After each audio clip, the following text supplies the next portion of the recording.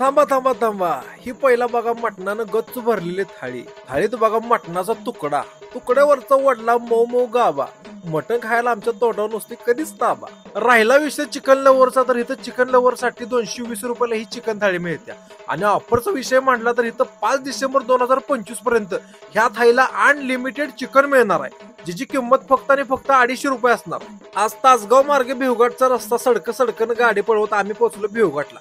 भिवघाट मधनं परत Nagaj Jat road highway धरून आम्ही पोहोचलो पळशी मध्ये. आणि पळशीतच थोडे पुढे गेल्यानंतर हायवेलाच तुम्हाला दिसतं हे निसर्ग हॉटेल. डोंगराळ भागाच्या निसर्गरम्य वातावरणात वसलेलं हे आहे हॉटेल निसर्ग.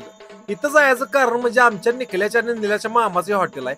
लय दिवसापासून इकडे याचं नियोजन चाललेलं, पण योग आज भेटला. आतला अँबियन्स जर म्हटला तर अँबियन्सचा काही विषयच नाही हो. जनरल सेक्शन एकदम गच्च मध्ये. आणि तुमची जर फॅमिली असेल का ना, तर फॅमिलीसाठी सुद्धा इथे योग्य प्रकारचा अँबियन्स आहे. एक नंबरच हो. लय लांबड बिना लावता आपण इथली घेतली हॉटेलची स्पेशल मटन थाळी, ज्यामध्ये येते सोलकढी, आळणी रस्सा, तांबडा रस्सा, रोटी, मटन आणि अंडा ग्रेव्ही प्लेट. आणि त्याबरोबर इथे अनलिमिटेड असणारी ही दम बिर्याणी, ती पण फक्त 300 रुपये मध्ये. पुढे आलेलं लुसलुशीत मटणाची प्लेट बघितलं आपलं काय तोंड खवळायचं राहीना.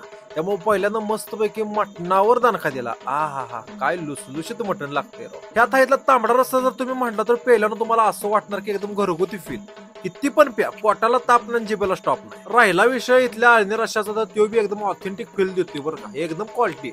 आणि सोलकढी म्हटलं तर एकदम कोकणी टाईप सोलकढी आहे, विषयच नाही हो क्वालिटीचा. हे सगळंच्या सगळं खाऊन झालं, पोटात जागा शिल्लक होती म्हणून इथली दम बिर्याणी ट्राय केली.